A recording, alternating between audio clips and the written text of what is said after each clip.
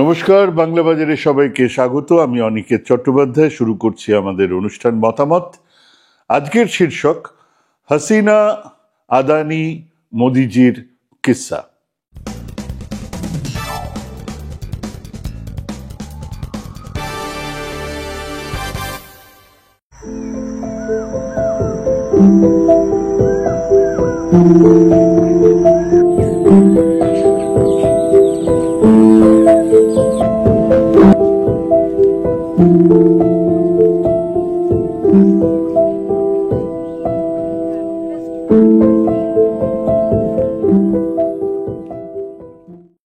পাগলের গোবধে আনন্দ, আর ভারতবর্ষের কিছু মিডিয়ার মিথ্যে অনর্গল প্রচারে সেই আনন্দ আমরা দেখি। ইদানিং আমাদের সেই গদি মিডিয়ার ক্লিক বেইট হলো ইউনূস সাহেব। ইউনূস সাহেব পালিয়েছেন, আর ফিরবেন না। তো আপনি অন্তত একবার খুলে দেখার চেষ্টা তো করবেন যে সত্যি নাকি, কি হলো দেখি তো। মানে আমি ভারতবর্ষে বসে আছি, বাংলাদেশি যারা তারা তো দেখবেন, যারা ভারতবর্ষে বসে আছে আমি আরে তাই নাকি দেখি। দেখতে বসে দেখবেন ট্রাম্প নাকি এবারে প্রফেসর ইউনূসকে ঠান্ডা করে দেবে, বাইডেন নাকি ইউনূস সাহেবকে গদিতে বসিয়েছিল। এইসব আগডুম বাগডুম গল্প, এই ক্রমাগত মিথ্যাচার, মিথ্যের পর মিথ্যে। মানে হেডলাইনে একরকম আর খবরের ভেতরে একরকম। এরা ইউটিউবিয়ানরা, মানে ইউটিউব যারা কয় সেই ভাষায় তারা কয় ক্লিক বেইট। মানে ক্লিক তো করো ভাই, আমার ভিউয়ারশিপ তো বাড়ুক, পরের কথা পরে হবে। কিন্তু যদি কেউ এটাকেই এক সহজ সরল সত্য হিসেবে ধরে নেন, যদি মনে করেন যে কিছু ইউটিউব আর টিভি টিআরপি বাড়ানোর জন্য ক্রমাগত মিথ্যের পর মিথ্যে রটানো হচ্ছে, তাহলে ভুল করবেন। হ্যাঁ, মারাত্মক ভুল করবেন। তার কারণ এর পেছনে বড় রহস্য আছে। এটা এমনি এমনি করা হচ্ছে না। আপনি এখানকার ভারতবর্ষের ইউটিউবার খুলুন, এই ধরনের কিছু খবর পাবেন। বাংলাদেশের কিছু এরকম খবর পাবেন।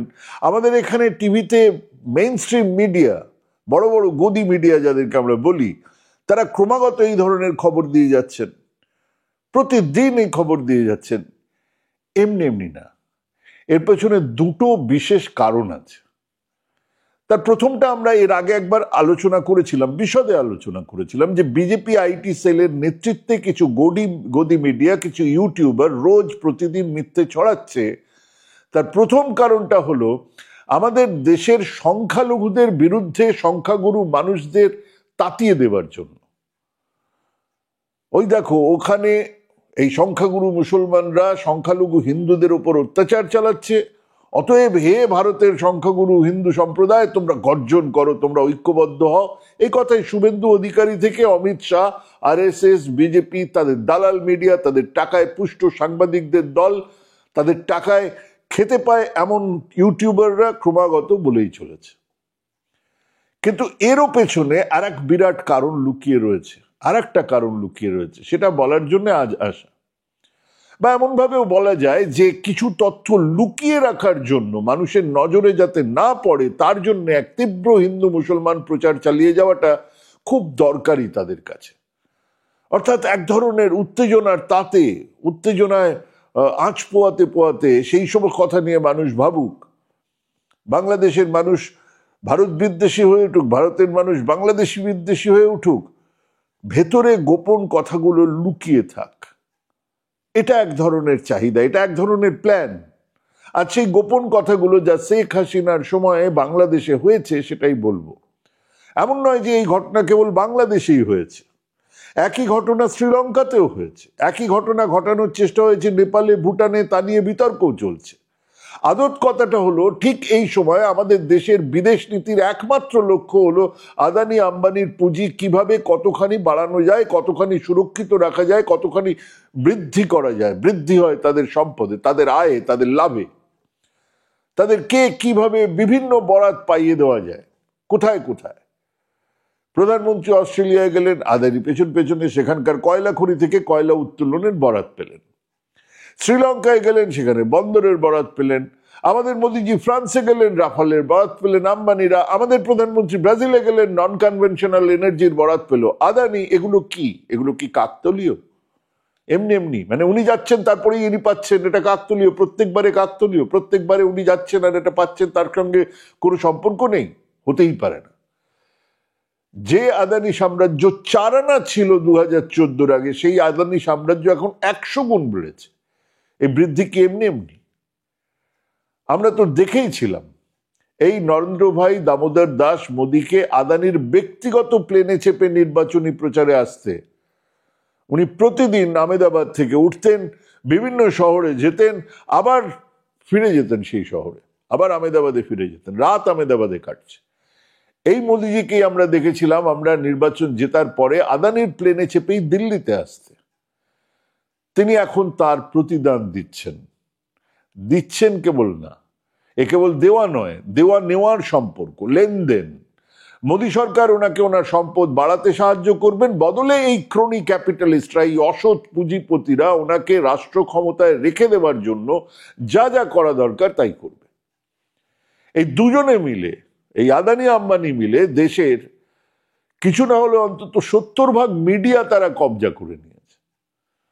তাদের বিজ্ঞাপন ইত্যাদি দিয়ে কবজা করা সে তো আছেই, একেবারে সরাসরি কবজা করে নিয়েছে 70% মিডিয়া। তাদের পয়সায় চলছে এই মিডিয়ার সমস্ত কাজকর্ম, তাদের পয়সায় মাইনে পাচ্ছে সেই জায়গাকার মিডিয়ার যারা মাথায় বসে রয়েছে তারা। অতএব তাদেরকে যা নির্দেশ দেওয়া হচ্ছে তারা তাই করছে। রটিয়ে দাও, যা যা রটানো, যা যা বলার করে দাও। ঠিক সেটাই হয়েছিল বাংলাদেশে 2015 6-7 জুন। মাথায় রাখুন বাংলাদেশের বন্ধুরা, ভারতের যারা দেখছেন আমার সহনাগরিক, মাথায় রাখুন 2015 6-7 জুন নরেন্দ্র মোদী যাচ্ছেন বাংলাদেশ। বৈঠক হচ্ছে শেখ হাসিনার সঙ্গে, তার বিভিন্ন দপ্তরের মন্ত্রী আমলাদের সঙ্গে ভারতের আমলাদের কথা হচ্ছে, এবং সেখানেই তোলা হচ্ছে বিদ্যুতের প্রসঙ্গ। বলা হচ্ছে যে আমাদের বিদ্যুতের অভাব আছে, বিদ্যুৎ আনতে হবে। সত্যি করেই বাংলাদেশে বিদ্যুতের অভাব ছিল, বাংলাদেশে বিদ্যুতের চাহিদাও আছে, এখনো আছে, বাড়াতে হবে, বিদ্যুৎ উৎপাদন বাড়াতে হবে। এবার 2016 বছরের শুরুতে শেখ হাসিনার উদ্যোগে বিদ্যুৎ বিভাগের যুগ্ম সচিব উন্নয়ন, বিদ্যুৎ বিভাগের যুগ্ম সচিব উন্নয়ন শেখ ফাইজুল আমিনকে সদস্য সচিব করে 6 সদস্যের একটা কমিটি তৈরি করা হলো। কমিটি তৈরি হয়ে গেলেন এখান থেকে, কমিটি তৈরি হয়ে গেল। ঠিক তারপর থেকে আদানিদের সমস্ত প্রস্তাব মেনে নিতে শুরু করলো বাংলাদেশ সরকার। মানে ওই সময় আদানি গিয়ে প্রস্তাব দিলেন যে আমরা একটা বিদ্যুৎ কেন্দ্র তৈরি করব আপনাদের জন্যেই, এবং সেখানে আপনাদের এখানে যে বিদ্যুৎ যতটা দরকার আমরা দিতে পারবো। আদানিদের সঙ্গে সমস্ত প্রস্তাবগুলো নিয়ে কথাবার্তা শুরু হলো, এবং একে একে তাদের প্রস্তাব সবটা মেনে নেওয়াও শুরু হলো। বিদ্যুৎ বিভাগ এবং অন্যান্য মন্ত্রণালয় তারা এই কাজটা করছেন, মানে অর্থাৎ খাতায় কলমে সমস্ত কিছু হচ্ছে।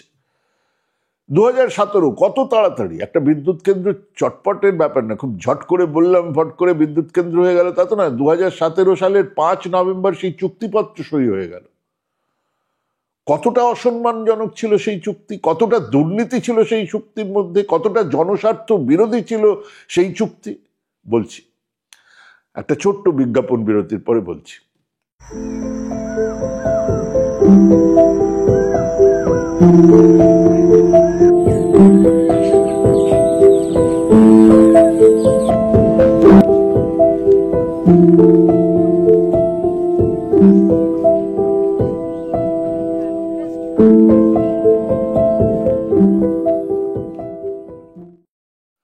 যে কথা বলছিলাম যে 2017 5 নভেম্বর বাংলাদেশের সঙ্গে আদানি পাওয়ার্সের একটা চুক্তি সই করা হলো। যে চুক্তি হবার আগে 6 সদস্যের এক কমিটি জানিয়ে দিল যে চুক্তি হবে 25 বছরের জন্য। 25 বছর মেয়াদের একটা চুক্তি, অর্থাৎ 25 বছর ধরে যা যা হবে তা সেখানে লেখা হয়ে গেল। কিরকম ভাবে দাম বৃদ্ধি হবে, কিরকম ভাবে টাকা পেমেন্ট হবে, সবকিছু 25 বছরের। স্থানীয় উৎপাদকদের চেয়ে, মানে ওখানে যারা উৎপাদন করছেন তাদের চেয়ে অনেক অনেক বেশি দামে 25 বছর মেয়াদের এই বিদ্যুৎ কেনার চুক্তি হয়ে গেল। মজার ব্যাপার দেখুন, এই যে 2017 সালে যে চুক্তি হলো, সে চুক্তি হওয়ার সঙ্গে সঙ্গে কিন্তু বিদ্যুৎ যায়নি, কিন্তু চুক্তি হওয়ার সঙ্গে সঙ্গে 1 পয়সার উৎপাদন না করে, 1 পয়সার বিদ্যুৎ বিক্রি না করে আদানির কত টাকা লাভ হলো। আপনারা ভাবছেন যে অবাক কাণ্ড, ব্যবসা শুরু হলো না, বিক্রি শুরু হলো না, প্ল্যান্ট থেকে বিদ্যুৎ উৎপাদন হচ্ছে না, লাভ কিভাবে হচ্ছে? হ্যাঁ হচ্ছে, দুভাবে এসেছে লাভ। একটা হচ্ছে চুক্তির কথায় যেই বাজারে আসলো সঙ্গে সঙ্গে আদানির শেয়ারের জোয়ার, সবাই তো দেখতে পাচ্ছে এ তো 10 গুণ প্রফিট হয়ে কোম্পানি চলবে, আর 25 বছরের জন্য একদম নিশ্চিত। তাহলে এই কোম্পানিতে টাকা ঢালবো না তো কোথায় ঢালবো? এক। আর সবাই জানেন যে আদানিদের শেয়ারের নামে বেনামে বেশিরভাগটাই অংশ আদানিদের পরিবারের হাতেই আছে, 60% মতন তাদের হাতে আছে, যার ফলে শেয়ারের দাম বাড়লো, মানে বেনামে এনামে সেনামে তাদের শেয়ারের দাম যেই বাড়লো তাদেরও লাভ হয়ে গেল, সরাসরি তাদের লাভ হয়ে গেল। অর্থাৎ একটা চুক্তি হলো, চুক্তির যে বিদ্যুৎ উৎপাদন শুরু হলো না, বিদ্যুৎ বিক্রিও হলো না, কিন্তু আদানিদের লাভ হয়ে গেল। 2 নম্বর, চুক্তির সঙ্গে সঙ্গে সেই চুক্তিকে সামনে রেখে আদানি বিশাল অঙ্কের টাকা সহজ সুদে ঋণ পেয়ে গেল, বিরাট টাকা, এবং তারা এই টাকা সাইফন করে অন্য জায়গায় মার্কেটে অন্য জায়গায় খাটাতেও শুরু করবে। মানে মাছের তেলে মাছ ভাজা শুরু হয়ে গেল। তাদের উচ্চ মূল্যের বিদ্যুৎ, কতটা উচ্চ মূল্যের, মানে বেশি দাম তো ঠিক আছে, বেশি দাম কত?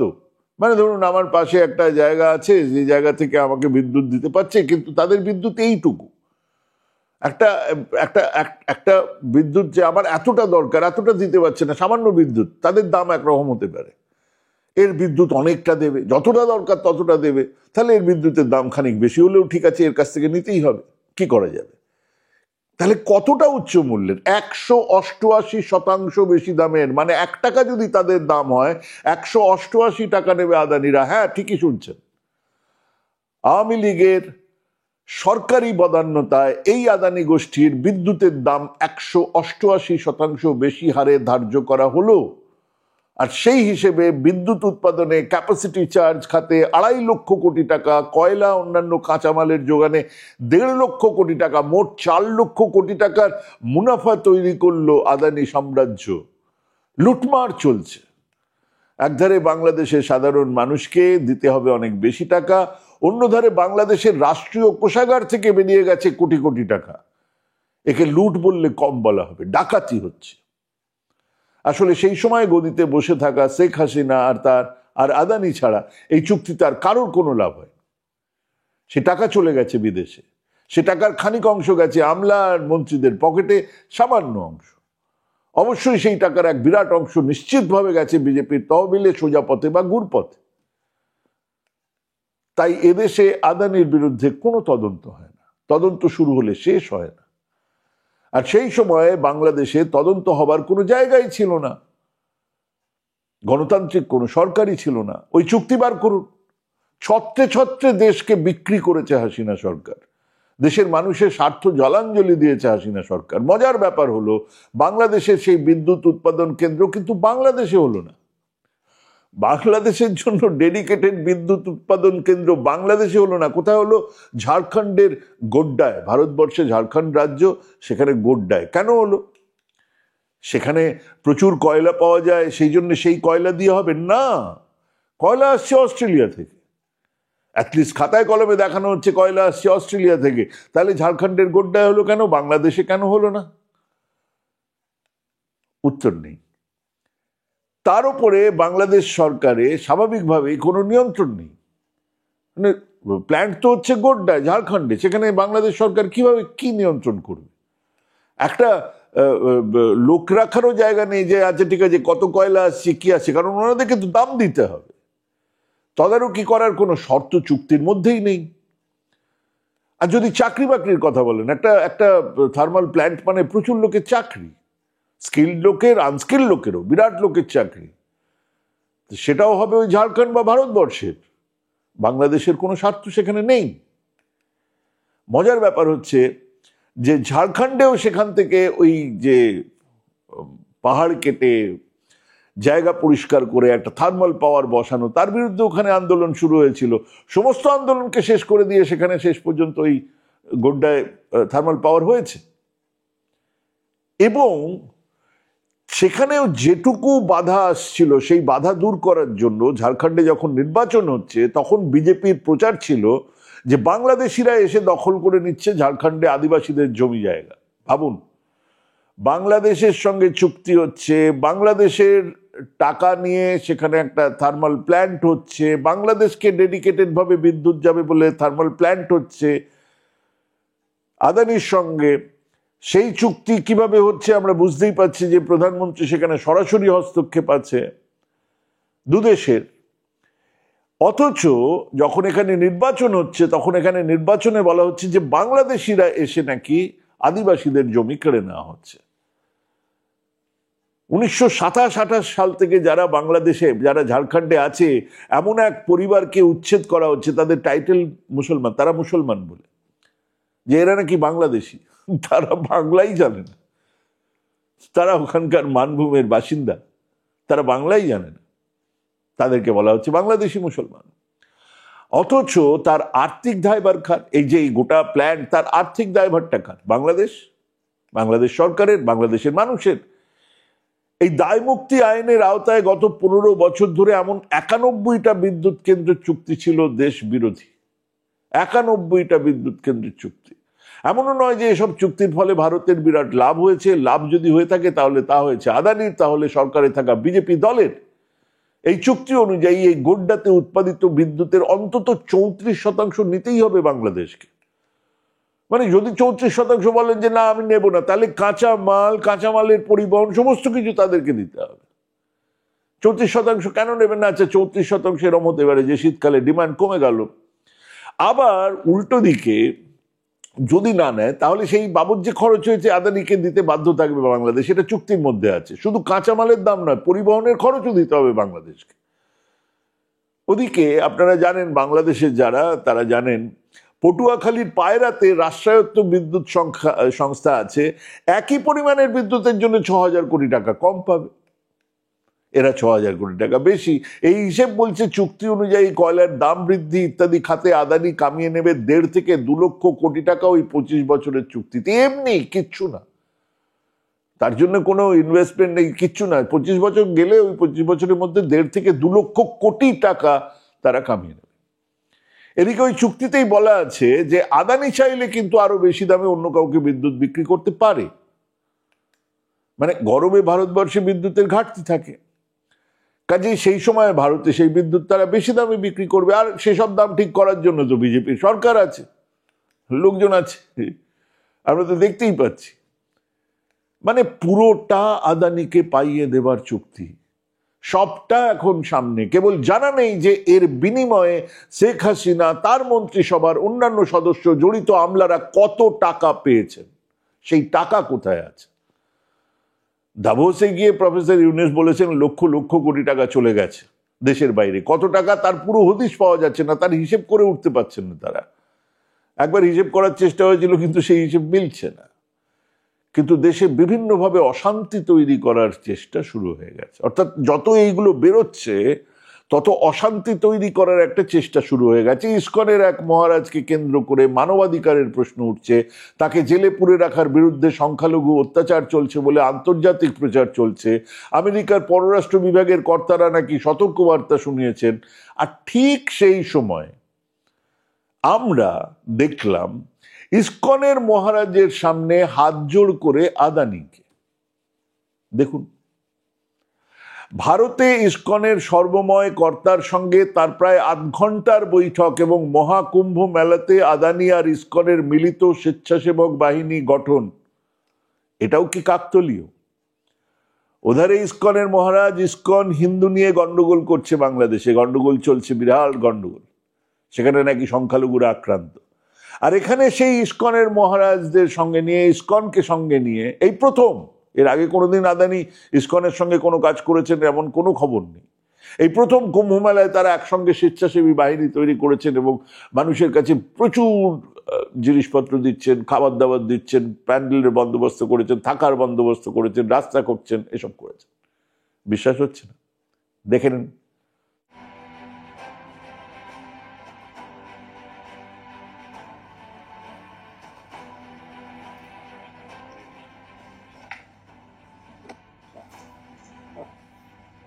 Nice to meet you. Thank you for receiving us today and for all your wonderful efforts. course, I've heard of your name for many years. Now I have the privilege of meeting you.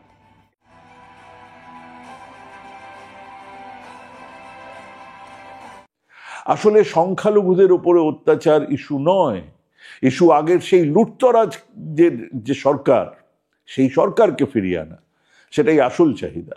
এবং তা আটকাতে বাংলাদেশের সাধারণ মানুষ এগিয়ে আসুক, সংখ্যালঘু মানুষের নিরাপত্তা সুরক্ষিত হোক, দেশে আইনের শাসন ফিরে আসুক, নির্বাচন হোক, মানুষের সমর্থন নিয়ে সরকার এক নিজেদের দেশের স্বার্থ সুরক্ষিত করতে পারে তেমন সরকার গড়ে উঠুক বাংলাদেশে, এবং তা তাড়াতাড়ি।